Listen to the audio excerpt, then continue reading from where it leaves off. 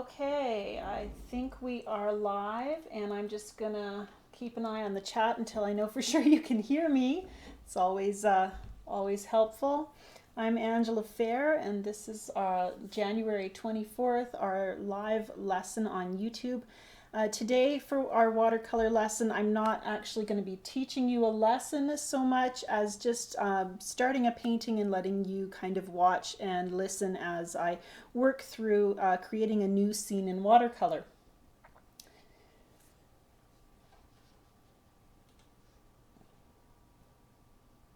And there we go. Just taking a look at my just taking a look at everything. You can hear me, so that's great. We're going to move right over to my work surface here. And there we go. And I'm hoping it's bright enough.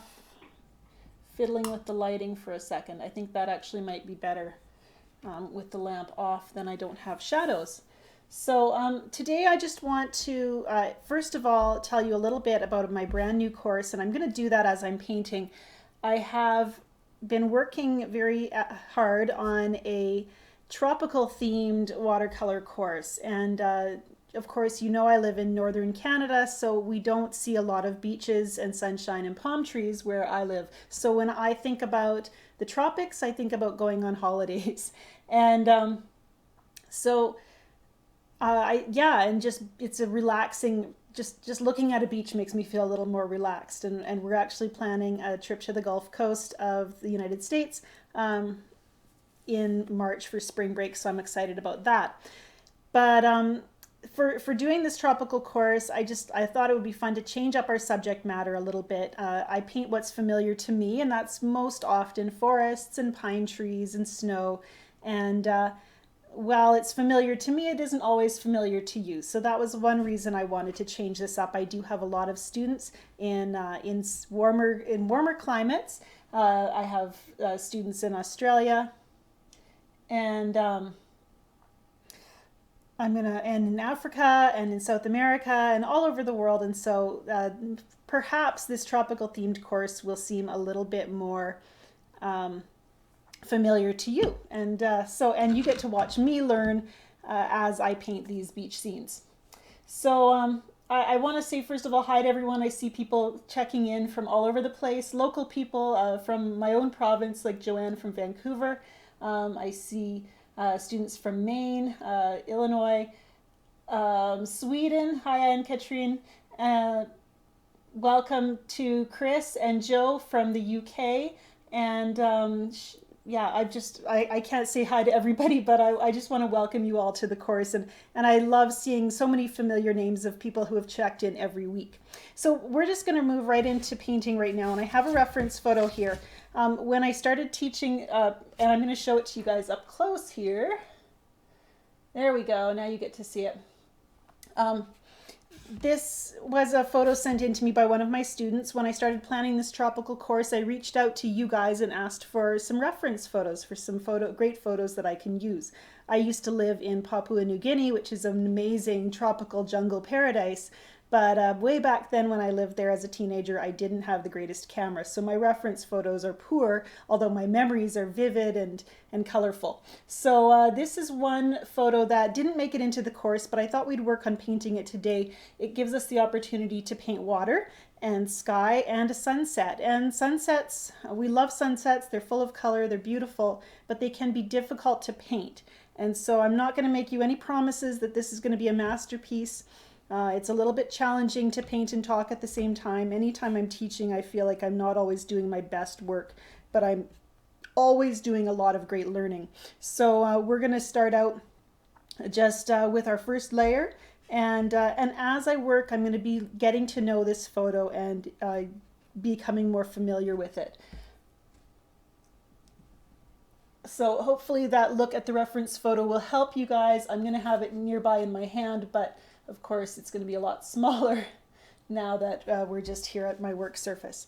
So I'm going to set that aside, and I'll pull it up once in a while so you guys can see it up close as well. So I think really for starting, and hopefully the camera stays in focus when my hands are moving back and forth. I know sometimes it struggles to keep up with me. I'm just going to start out by wetting down the surface of my paper. And I don't always do this, but I think for a sunset it's really helpful to paint wet and wet. And this, I actually have a bigger round brush I should have brought from the studio. But this Escoda Versatile is kind of my workhorse brush. I use it all the time. It's a number 10 rigger. And it does hold lots of water, so I can just quickly fill my paper with water. And when I say wet your paper, when I'm teaching, students often will take their brush and they'll just go back and forth until they start to run out of water and spread out what's on their brush around across the page. But you can see that I'm adding a lot more water than just one brush, one swoop with the brush and then spreading it out till everything's damp. It's really actually quite juicy, quite moist on the surface of my paper. And it's going to, any excess water here is going to kind of run to the edges and create a little pool right at the edge of my paper. The paper I'm using today is Indigo Art paper. It's a 300-pound cold press, and it's already starting to buckle a bit on the edge. Ordinarily, I have a piece of plastic that I clip my paper to or tape it down, and for some reason it didn't make it from the studio today, so I'm working right on my table surface. And with this 300-pound paper, it's fairly stiff, and so I can do that. I can still probably get it by without my board, even though it's a lot more comfortable to paint with that painting board to give my painting some support. And I'm already just going to lift up my paper and wipe up some of the water that's run off the edges. So because I added lots of water, I'm not in any rush to start putting color down. I know that I'll have time because it's so nice and moist. And I'm going to start by adding some French manganese, which from Daniel Smith. And I love this color because watch what happens as soon as I touch it to my paper. I'm going to use a dark color just so you can see. It does that beautiful swoosh. It's very high dispersing is one way to put it. I like to say it has a nice swoosh, which is a little less technical term, but it's just beautiful. And I'm going to keep things fairly light and soft. So in this lighting, it might be difficult for you to see all the subtle transitions of color, but trust me, they're there. And so that's the French manganese up in that corner. And there's little scuddy white clouds, little sparkly ones all across my painting here. And I'm not sure if I'm actually going to include them in my painting. I don't want to have a lot of hard edges by leaving that area of the paper dry. But I might be able to use a paper towel and lift some of them out. Over in this corner, we see a lot of dark shadows.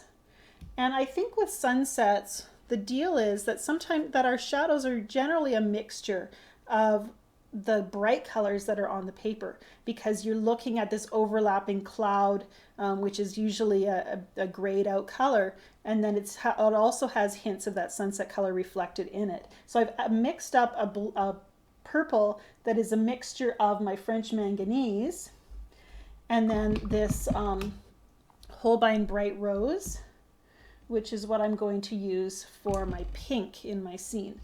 And so I'm just going to grab a little bit of the bright rose right now and start dabbing it in. And you can see that's kind of a fuchsia color. I'm also seeing a lot of yellow, but I don't like putting yellow into a sunset right up against the blue. So I almost always put another color in between. If I'm adding yellow to a sky that has blue as well, I like to have kind of a buffer color, a different color that works really well with a yellow, rather than using letting the blue mix with the yellow and then ending up with green. And this is lemon yellow, and I think this paint brand is Sennelier. And then I'm going to start adding some orange. And I struggled finding an orange that I liked for the sunset. You don't want a muddy orange, really. You want something bright, and that's not really as bright as I would like.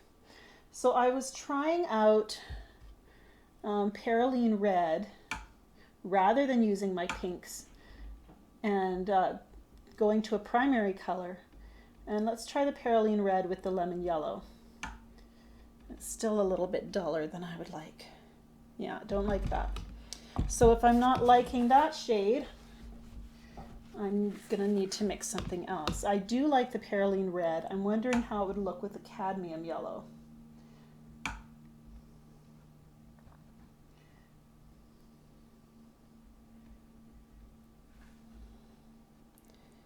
It's a little better. It's still not that vivid peach that I want, so I'm going to play with that and do some color mixing in my studio when I have a little more time and all my palettes in front of me.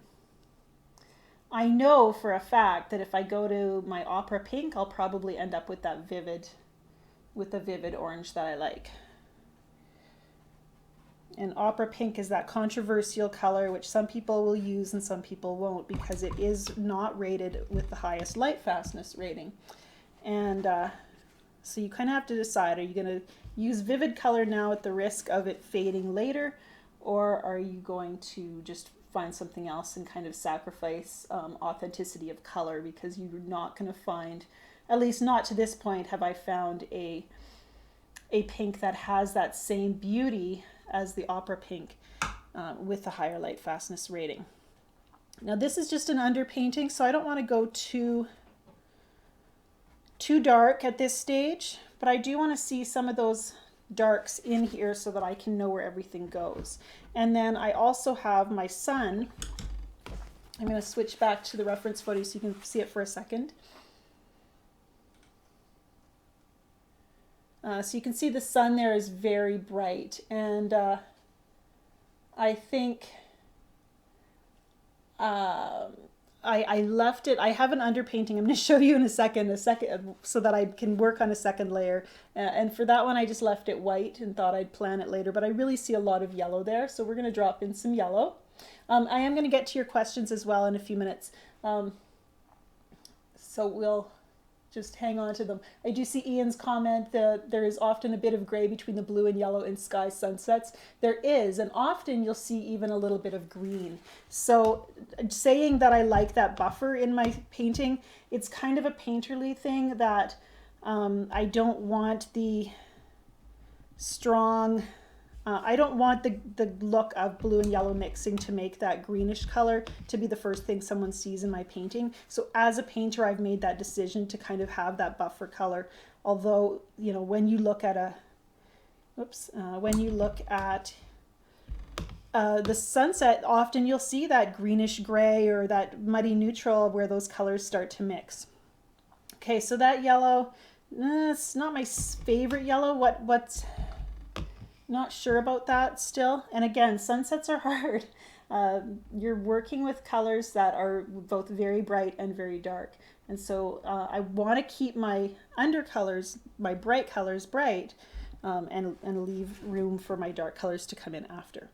I'm going to add a little bit of orange because everything is so moist here. It takes a little bit of, everything bleeds, and then you do have to kind of touch up colors here and there. And I think I want to spread a little more yellow across as well. A little bit of here.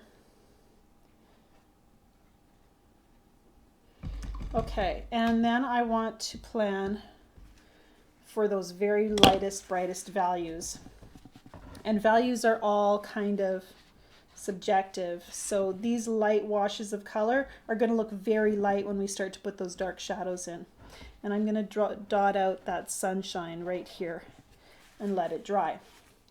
Okay, so this is kind of a first underpainting, and I actually like the first version I did in my studio better, so it's a good thing it's here so we can work on putting a second layer of color in. So I'm going to just set this aside and let it dry, and as it dries, it will flatten out, which is a good thing, because that one did start to ripple quite a bit. So here's the one I did in my studio. And everything's a little bit more vibrant because I spent less time talking and more time painting in there. And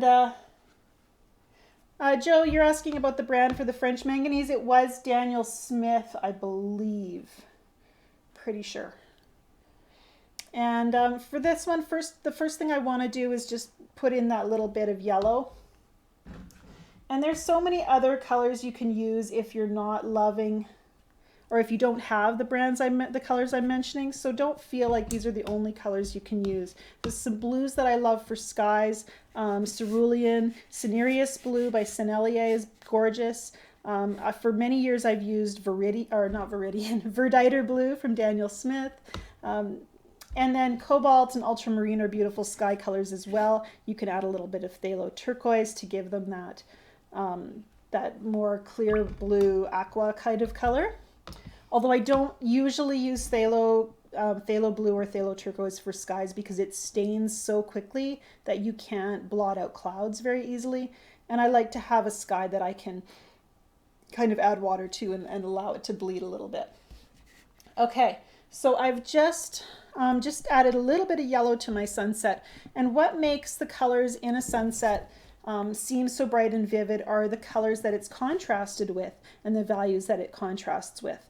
And as well, because I'm painting this myself, Angela Fehr, the artist, I don't want to just copy the photo. And so I want to think about what's striking to me about this photo, what stands out, and what I want to express in my painting. And that could change every time I paint this picture, whether I paint it once or 10 times.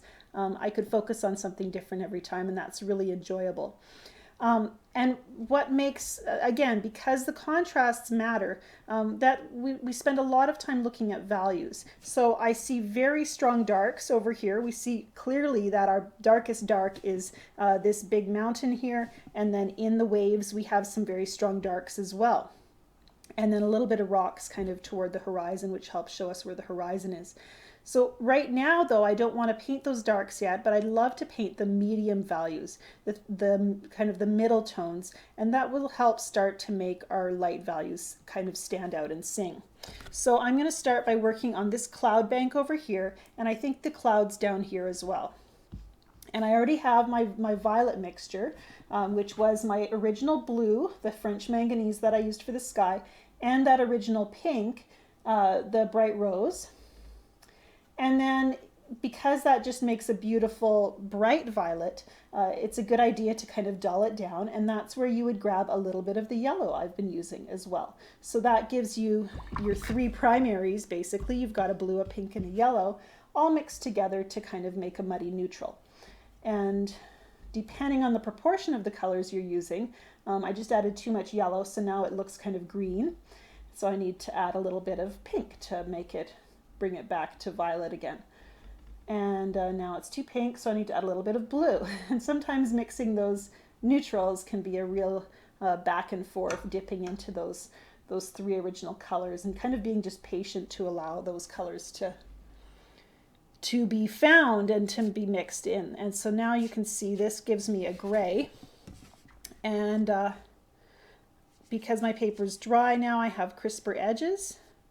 So I start by just placing some of those scudding clouds, letting some of those other colors show through in the holes, and then using water to kind of soften. And sometimes I can even go back to my original colors. Here's the manganese mixed with that violet just a little bit, or with that gray. So it's a little bit more blue in that corner. And then I might add a little bit more pink so that it's a little more pinkish gray down here. And so always changing those colors gives me a really interesting mixture of grays. It keeps that area from being boring by just changing up those colors a little bit. There is some really beautiful pinky orange clouds, just the sun hitting those clouds down here at the bottom. So I'm going to touch that in. And I need to remember that this hill is going to come up and be a part of the scene as well. So I shouldn't worry too much about what goes there because it's going to be covered by hill. So just maybe moving outward a little bit with those colors I'm dotting in. And here I'm going to add a little bit of pink. And even though I'm adding pink, which is a brighter color, because it's mixing with those grays, it's going to come out darker. We're going to have some darker values here. And I kind of like that. And I've been saying that skies are a little bit hard because there's so much strong contrast between bright and neutral. Don't let that stop you from having fun with it. there's that little bit of faith saying, you know what, I see a gray here, I'm going to put it in, even though I don't want my sky to look dull and dead. I'm going to add those dark colors. But there's also that little bit of fun that says the reason I love sunsets is because of those vivid, beautiful colors. So why wouldn't I want to play those up a little bit and you know, really make them stand out? So I'm trying to keep that in mind. Again, it's hard when I'm talking and painting at the same time. So that's my excuse if this doesn't turn out perfectly. But I really like the beautiful mixture of colors that are happening over here. Yeah. And because some areas now are wet, because I've been painting over the first wash, there's going to be some fluidity happening. And then there's also going to be some edges which give us the form of our clouds. And I'm really liking that. I do think I'm not going to get that, those beautiful reflective clouds that are in this upper corner. You can kind of see them here. But we'll save that for another painting. Okay, so over here I'm seeing very bluish, our neutral turns very blue, but kind of a cloudy blue. So that means a blue with a hint of our two other colors in it. And I think we'll just start placing those over here. And I'm going to be kind of guided by where the colors are in my underpainting. So if I have an area that's especially bright, I don't want to darken it and lose that brightness. And there's kind of this bank of clouds that almost looks like land over here. And I'm going to use a damp brush to just kind of soften it up. I've got so many beautiful purples in my palette, it's kind of hard for me sometimes to mix instead of using what's already there. But I'm going to stick with my original colors. That's the best choice for a unified palette, is to stick with those original colors. And we talk about that a lot in my new course, in my tropical holiday course. I talk a lot about decision making, how to choose which colors you're going to use. And then again, how to interpret that scene and build it one layer at a time. The course is open for early enrollment today. It has just 2 lessons that are up right now. There's a floral lesson, hibiscus, and a landscape of tropical Palm Beach that was so much fun to paint. And so, and then I'll be adding abstract inspired lesson, as well as another beach scene and a hibiscus study to that course, and everything goes live and will be available starting February 1st. So I'll be adding new content until then. And there is a link in the video description if you want to grab that early enrollment and get in on the course before it goes officially live. And that way you get to be the one to tell me if there's anything that's missing, or you know, anything that needs to be added to the course before I launch it to the public. Oh, I'm really liking the colors in my sky. Isn't that pretty? I still need to fix the shape of my sun. It's kind of this weird little blobby shape, but yeah, I think it's working. I really love this indigo paper for working with flowing colors, because look at how you get these little beautiful granules settling into the texture of the paper. It's just gorgeous. Okay, down below here, I'm going to quickly squint at it, because squinting will help me see what my values are. And down here, I'm seeing that it's definitely not quite as bright as the sky. The water is not as brilliant, but it is still pretty light. So I don't want to do a lot to add to this down below here, aside from just working on giving it that look of water by adding some texture lines. So I'm going to do it in 2 layers, I think. And oh, I have to squint at it so hard to make sure I'm going to get the colors right, because water reflects what's around it. Sometimes that's going to be your sky, and sometimes that's going to be the landscape, just depending on the angle of everything. And so it's kind of a little bit, there's a lot of pink in this area If I really stare hard at the picture, I can see that. And then it goes to kind of a more neutral on the sides. So I think we're going to do that right now, just the way we see. You trust your eyes. Your brain will often tell you your eyes are wrong. The water needs to be blue. And so what we see here is that the sun shining down on our water, and in that, and it's kind of pinky peach. So I'm going to use mostly the pink, I think, and just pull it down. And down here we really see kind of that orangey color.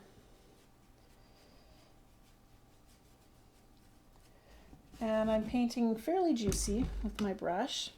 And then I'm going to start to go to my neutral, the same one I used for my clouds.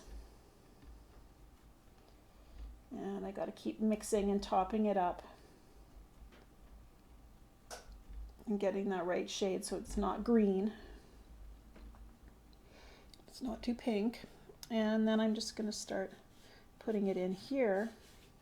And that's too dark, so now I'm going to add some water.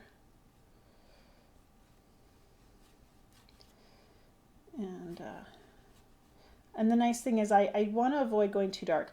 When in doubt, keep it light. It's always easier to go lighter or to go darker than to go lighter, because you can just add more paint to darken something. But you cannot very easily lift paint to make it lighter without it starting to look scrubbed and fussed over. And if I had my painting board here right now, I'd be tilting just to encourage that downward flow. And I'm going to tilt a little bit here. And you can see now I'm getting this beautiful soft transition from pink to neutral, which I'm really liking.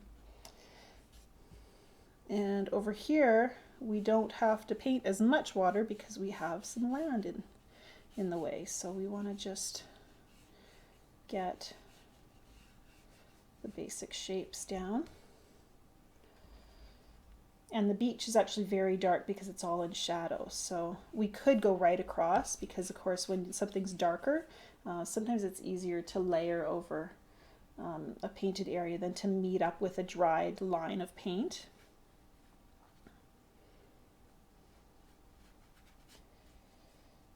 I always try to avoid harsh lines where I'm going to be overlapping layers, because unless those lines need to be there, because they do show through transparent watercolor. So yeah, I'm just going to fade it out a little bit more.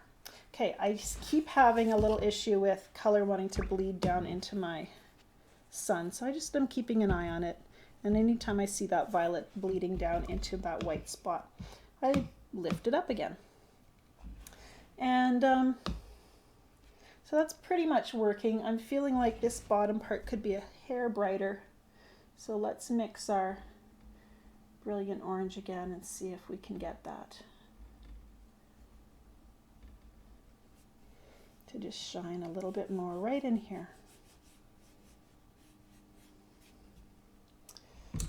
Okay, we are at 28 after 1 already, and this is supposed to be just like a half hour or less lesson, but we're going to keep moving. And we're at a stage where I would want to start adding my darkest darks. And because everything is wet, I should wait for everything to dry. But I don't have a third version prepared, and I'm really liking where this is going. But I'm gonna keep painting on it, and that's gonna give us a soft look. Things are gonna blur together a little bit. It's gonna be a more impressionistic style. But that suits me. I don't love painting with a lot of control.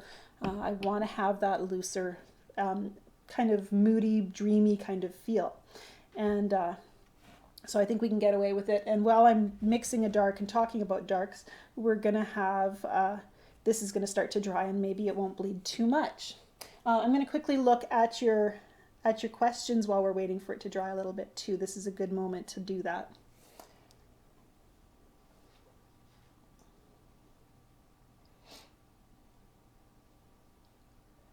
Okay, just trying to slide up through the questions here. Is there another color that can be used for the blue? I think I mentioned a few different options. Probably if I wasn't using the French manganese, the first one I would go to is cinereous or a cerulean mixture, either cerulean itself or one of a color that includes cerulean in its mix, like verditer blue I think is a good choice as well. And turquoise is always nice. Little cobalt teal is also one of my favorites.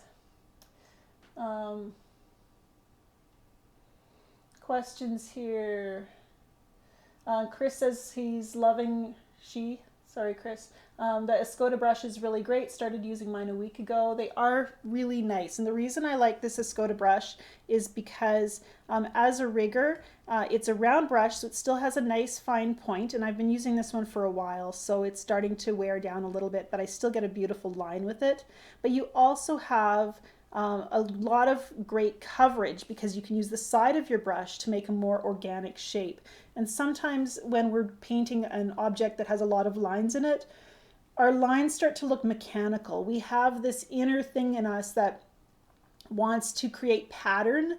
And so when we want a random look, sometimes we have to really fight that internal instinct that almost naturally goes to pattern. And so I love using the side of my brush because it creates that organic line that I have a hard time doing on my own. And then it holds a lot of water and paint, so it fills an area really quickly.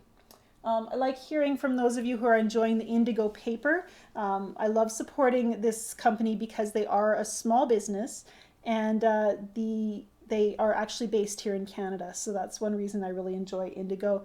And they also sound like they're a really great employer in India. They have a great, I don't know how to put it, very ethically made paper. So I love them for that. Okay, Craig asks what temperature it is as I paint. In my house, it's about 21 degrees Celsius, about 70 Fahrenheit, and my feet are freezing actually today. And outdoors, we're looking at about minus 15 Celsius, so it's definitely below freezing. And as I look out my window, I see my cat has climbed the tree so he can look at me about 15 feet off the ground as I'm upstairs. So that's kind of silly. But I don't have humidity issues. If you're in a tropical country and you have your paint in a humid area, you might struggle with it wanting to get moldy or not drying. And so you do, what I recommend is, I know when we lived in Papua New Guinea, we always had a hot box, an area where we had either just warm and dry air where we could store things that didn't handle humidity well. And I kept my paint there when I was living in Papua New Guinea. I did have one experience where I had left it outside and left it out on out of the counter, and all my paint disappeared, and I found out later that the cockroaches had come and eaten it because they left little multicolored turds all over the floor. And that gave us all a good laugh. Fortunately, that was the cheaper student grade paint. Sources for purchasing indigo, I do have a link in my description for my video, I think, and I can put one up if it's not there after the lesson closes. The indigo paper in the States, you can get it from Dick Blick, and in Canada, I order from the Paint Spot in Edmonton or Delta Art, although I'm not sure if they're stocking it right now. And one thing I should mention is I like the 300-pound indigo paper, but you cannot tear this paper. Literally, it is non-tearable. You have to cut it. So if you're trying to tear it just the way you do with other watercolor papers, you're going to be out of luck. So just have a sharp blade or a scissor and just measure and cut it. Inga asks if I've ever used brush show. I have, and I'd love to demonstrate that in a lesson one of these days. It's kind of fun and unpredictable pigment powder. Okay, I'm gonna just start painting my dark areas, and these dark contrasts are what's going to make the painting look really dynamic. And so a lot of times when you're thinking of painting something really dark, you want to pick your darkest color, and for most of us that's Payne's gray. I think probably most of you have heard that watercolorists don't like to use black, and that is true. I have a little bit of Payne's gray here. I was going to say I don't even have it in this palette, but I have a little dry corner over here with Payne's gray. And then often what we try to do is use Payne's Gray. This is one of my student books. And it's kind of that, yeah, Daniel Smith's is quite a kind of a more gray than blue. I've used Winsor & Newton's, which has a bluer tone. But if you use it as dark and saturated as you can, it does almost look black. So a lot of students just go straight to that. But personally, I'm learning to enjoy the process of mixing darks. So we're going to mix some darks. And then what you get there is a color that's a lot more alive than a color that's very thick and very black. The shadows in the reference photo do look black, but I know that if I was standing there on that beach at sunset, I would be seeing some variation in color. It wouldn't just look black to me if I was standing there. Photographs can only capture so much subtlety of color, and then they're kind of limited. So I've mixed right here an ultramarine turquoise and my dioxazine violet. And I love the dioxazine because it's, so I'm just going to give you guys a little sample again. I love the dioxazine because it's a very dark purple, as you can see. And then when you mix it with the ultramarine turquoise, you get this lovely stormy blue. But I don't really want my shadow to be blue, so I'm going to add a little bit of another color to it. I think my Perylene red, because it's kind of an orangey red. We'll see what we get there. It'll probably be kind of a red violet. Yeah, so that's kind of it's a little bit more gray now. I'm hoping you can see that. It just has a little bit more gray tone, which I think works really well with our sky. The other thing we could do, there's so many options, is I could take a green, and I thought this was undersea green, but I see that it says jadeite. So I could take a dark green and I could mix that with some red. And I'm almost thinking that would be a better option, because if I go with a purpley kind of shadow for my trees, and add some Perylene red, then it's going to be very much matching my sky. And I think for land, I want a contrast. So here's my jadeite green mixed with a little bit of red. And if I start with that, I think I'll get a better effect. It'll be a warmer shadow where everything here is kind of cool and blue and kind of on the cooler side. So this will be a bit of a different neutral, which will make my scene more interesting. And if I'm wrong, well, I have a first layer that I painted for you guys, and then I can take it to the studio and try a cooler shadow. So we're going to just give this a try though. And starting over on the side and just getting that shape down of my land, coming right out. And it actually falls a little bit below the horizon. And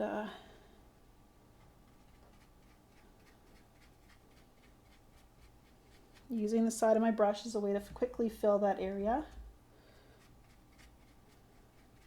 And this time when I grabbed that mixture, that neutral mixture that I made, I grabbed a little green on the side of the brush as well, of just the pure jadeite.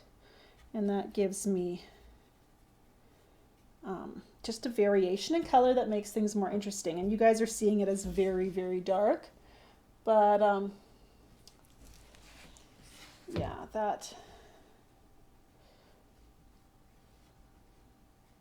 there's a lot more color showing than what you're going to see. Now, as I hit down here to the shadow, I'm going to start to change my color. That purpley neutral that I mixed, I'm going to use it now. And I'm changing it because now this was actually trees in shadow, but this is actually beach in shadow. So it makes sense that it's going to be a different color. And also, this beach in shadow is going to start to also be the shadow for my waves. So I kind of want to have some variations in the color. And this is going to make this shape much more interesting and beautiful than if it was just a heavy, dense, dark.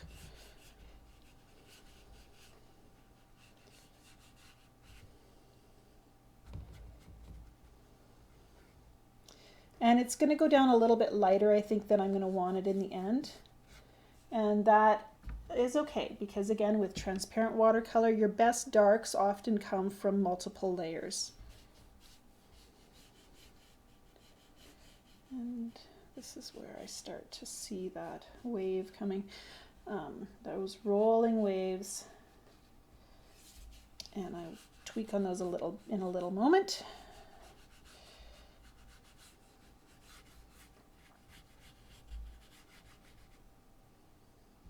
So I think that's kind of working. Kind of stepping into the unknown here with you guys. So I wasn't real sure how well this was going to turn out because this is the first time I've painted this reference photo. And I always like to give myself that learning space. I think here I want to do some softening. So I've put that line down. That's going to be those rolling waves, but it needs to be a little bit gradated. So a little bit dark and light at the same time, a little bit faded. So now going in and just moving that color a little bit to allow that to happen.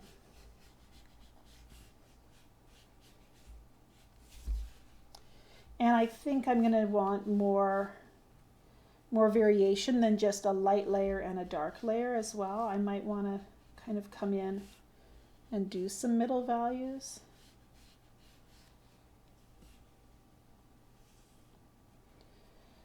Just trying to evaluate. I'm not talking much because I'm doing so much thinking.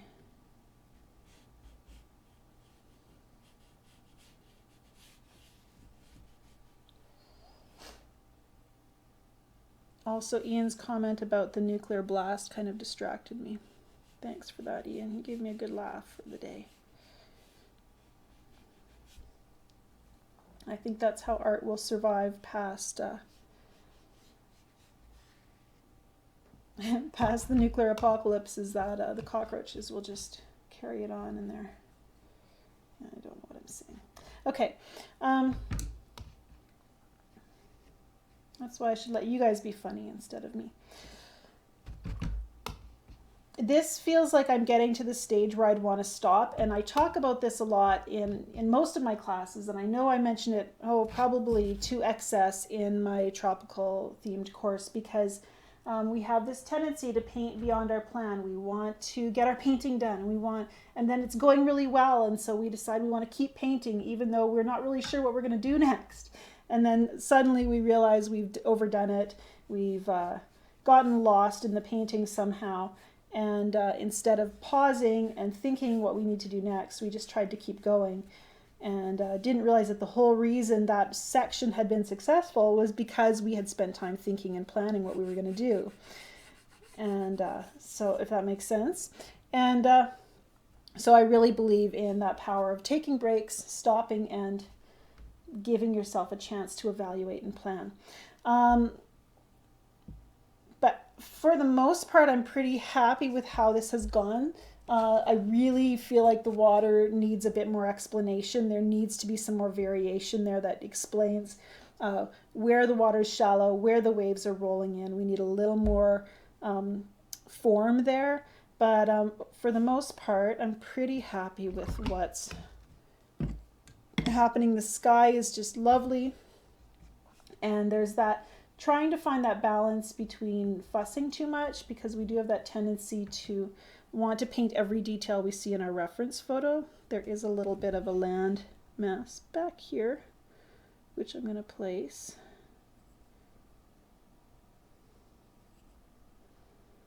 On the horizon. And because that helps our viewer to understand what everything is. And then I think I need to just paint that shape around my sun. I think it's dry enough that I can just kind of tweak it.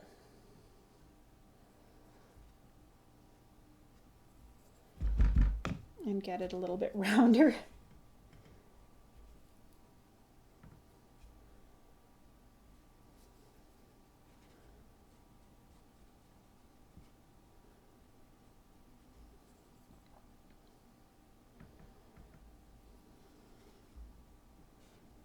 There we go. And again, like I said, there's so much more I could do. Whether or not it's something I should do is what I need to decide. And there's that taking a break, pausing and looking, seeing the painting with fresh eyes so you can kind of evaluate what it needs and where it needs to go next.